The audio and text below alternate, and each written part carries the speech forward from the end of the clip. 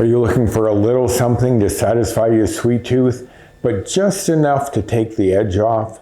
Well, I have the perfect solution for you here. This is my lemon blueberry oatmeal snack cake.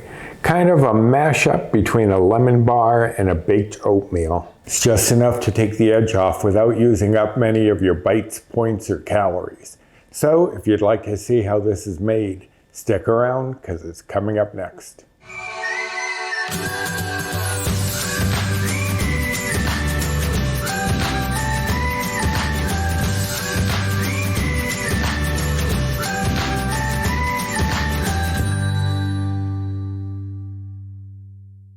Hello and welcome to my kitchen. My name's Roy.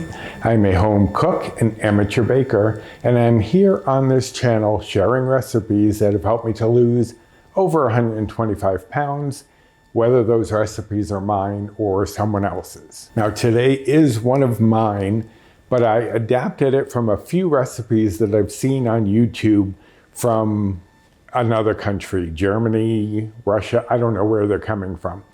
But I did like the idea, the basic idea of this snack cake. I just needed to tweak it and to get it into some flavors that I would enjoy. So what I'm doing for you today is my lemon blueberry oatmeal snack cake.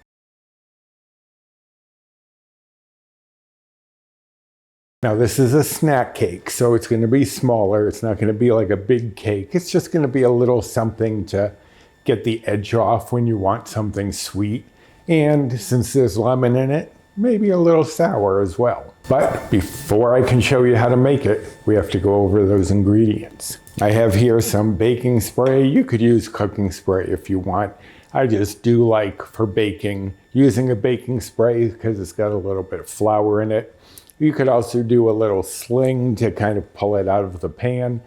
I don't think it's necessary in this case, but that's up to you. Here I have 1.5 cups of old-fashioned oatmeal, and that's not the quick cooking, that is the old-fashioned regular, and not the Irish oats either. Those are very tough to bake with, unless you have softened them for quite some time. But we are going to do some softening of our oats, and what we're going to use is 2 lemons that I have here. That's obviously where we're getting the lemon flavor, but we are using both the zest and the juice of those 2 lemons. Now I'll be able to tell once I get the juice in there if there is enough liquid. If not, I have here a tablespoon just to remind me that I may need a tablespoon of hot water if there's not enough liquid to soak the oats. But we will see how much juice those lemons give us. I have here 1/2 cup of sugar replacement. I am using the all-purpose in the raw. That is my favorite of the granulated sugar replacements, but any one that you use is fine. Here I have 2 tablespoons of flour, just regular all-purpose flour. That's just going to help us to bind this cake together. Here I have 1/4 cup of unsweetened applesauce, and that is taking the place of any of the oils that I've seen in other recipes like this. Here I have 1/3 cup of blueberries, and I have rinsed those off. And then I have 1 teaspoon of baking powder and 1 pinch of salt. And a pinch is about 1/8 of a teaspoon if you were inputting it into the recipe builder and you need to know that, but you can either pinch it or measure it out. So those are the ingredients. I have here my zester and my juicer, and I'm going to put the oats into a larger bowl. So let me shuffle a few things around and we're going to get started.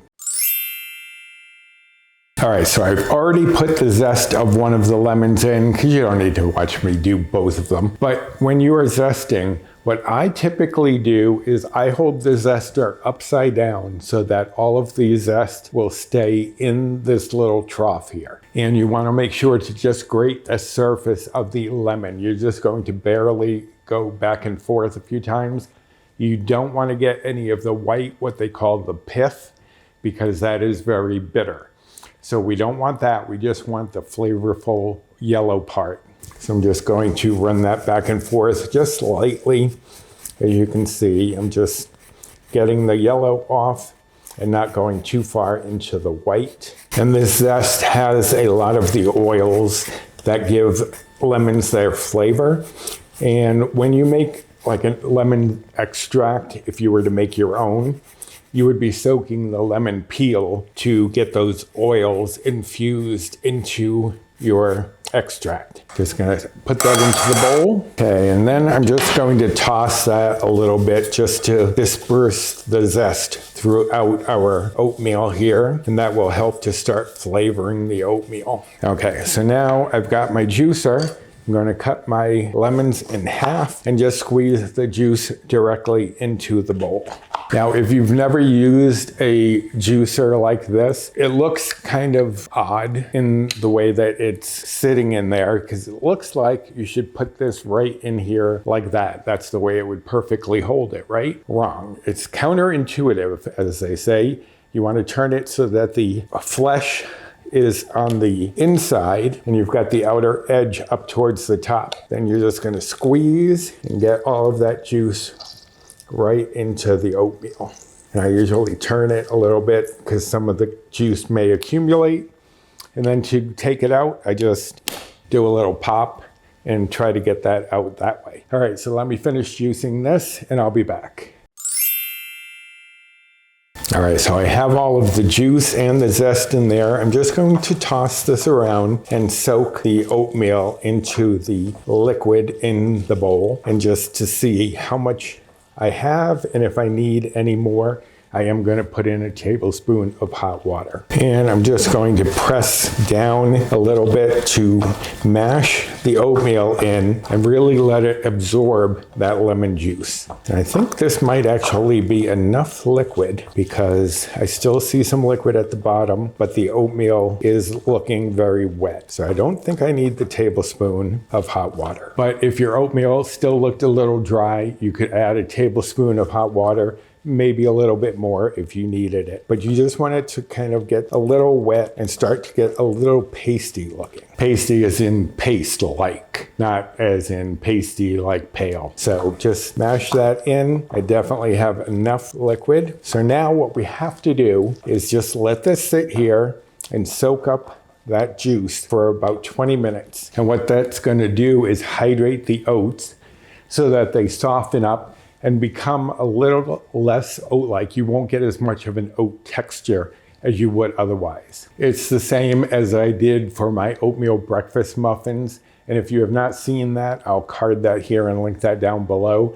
That does the same basic process where you're soaking the oatmeal to turn it more into a softer consistency, so you're not going to get that heavy oatmeal texture in the final product. And now, while we're letting this soak, is the perfect time to start preheating our oven to 350 degrees.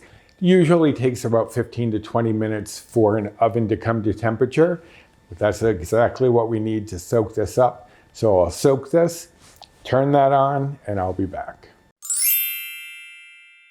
All right, so our oatmeal has soaked for 20 minutes, and you can see it's kind of almost like a dough. It's one piece, basically. We need to soften this up a little bit so that we can incorporate the other things. So I'm going to add my unsweetened applesauce and just mix that in, basically kind of mashing it around to get that applesauce incorporated and loosen up this oatmeal mixture. Okay, so that's a little bit looser. So now I'm going to add in my sugar replacement and mix that through. And it's kind of like a mix and a mash at the same time to get that incorporated into this oatmeal. And you want to do it fairly thoroughly until you're pretty sure that the sweetener is spread throughout.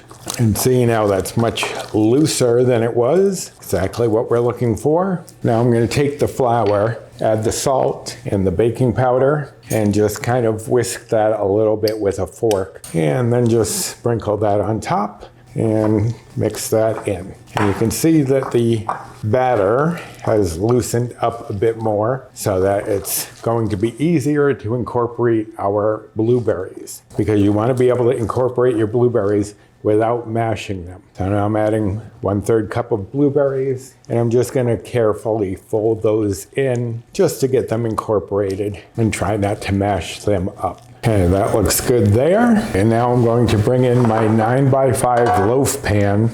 This is, as I said, just going to make little snack-sized cakes. So this is a perfect size because it also gives it a little height. So it's not just a thin, flat cake. This is going to have a little more substance, even though it's going to be a smaller piece.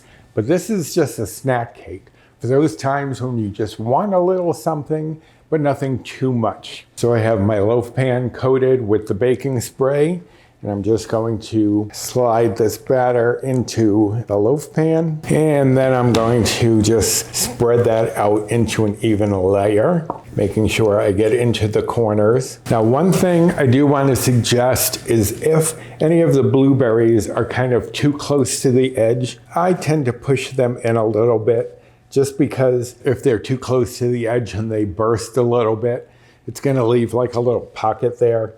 That's just a preference thing for me. You don't have to do that if you don't want to. All right, so that looks relatively even to me. So now this is going into that 350-degree oven that we preheated while we were soaking our oatmeal for 30 to 35 minutes until a toothpick in the center comes out clean.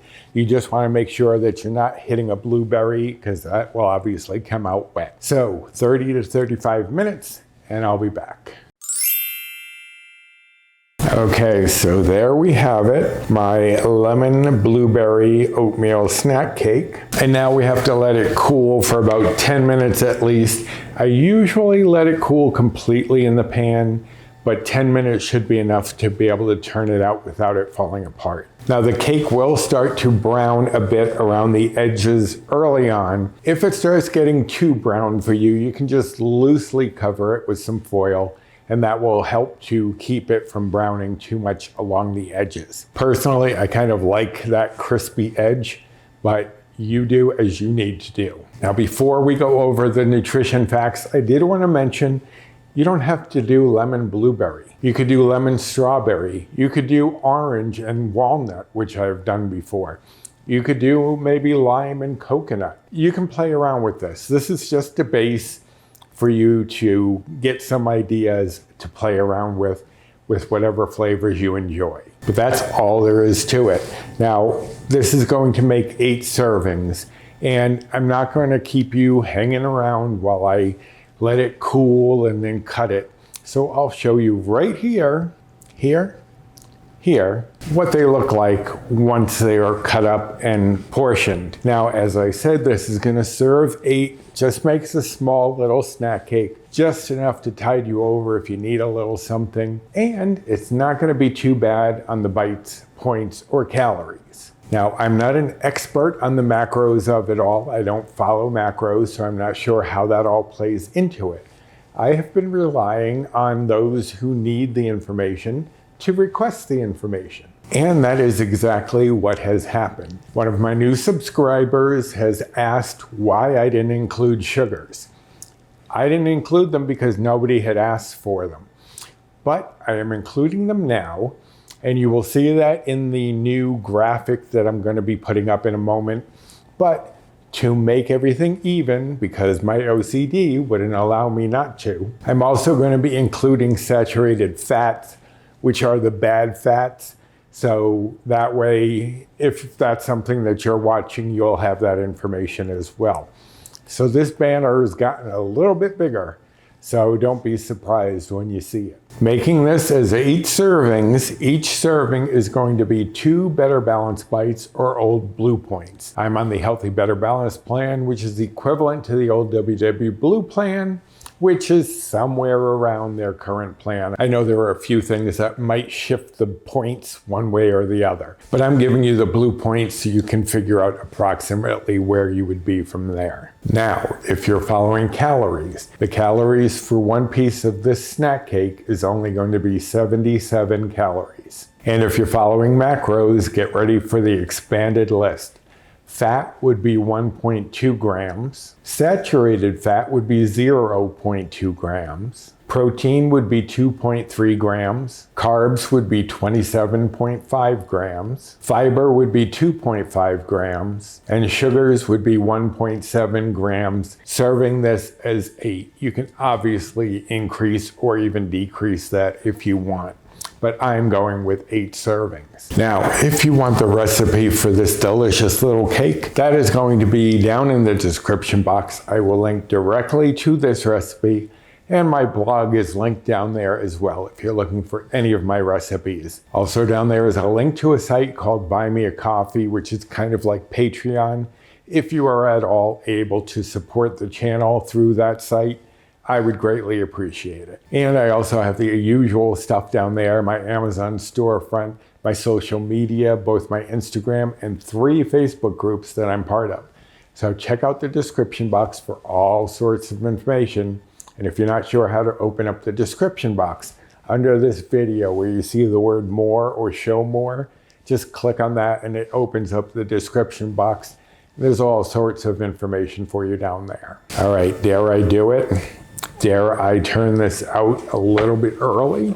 We're good friends. I think you'll forgive me if I do mess it up, but let us see. Beautiful. So now I'm going to let this cool completely before I cut into it so that the moisture can evaporate. But I hope that you're going to give this one a try soon, no matter what flavor profile you use. So until next time, bye.